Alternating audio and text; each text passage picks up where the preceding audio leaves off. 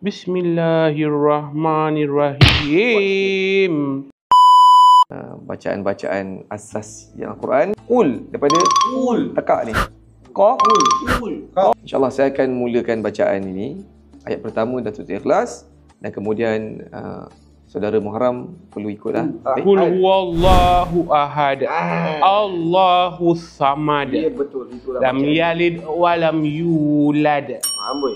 Walam yakul lahu kufuwan ahad. InsyaAllah. Tamam. Bacaan ni insyaAllah. Correct. Bismillahirrahmanirrahim.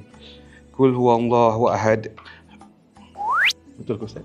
Boleh diperbaiki lagi insyaAllah. Sadaqallahul azim. Jadi bagi sahabat-sahabat yang berada di luar sana, Majlis Agama Islam Melaka MAIM sedang mencari guru mengaji yang berkelayakan untuk mengajar dan mendidik dan membimbing anak-anak yatim yang berada di rumah anak yatim Raisas Pantai Puteri Melaka di sini. Jadi untuk maklumat lanjut, sila hubungi nombor yang tertera di bawah ini insya-Allah. Assalamualaikum warahmatullahi wabarakatuh.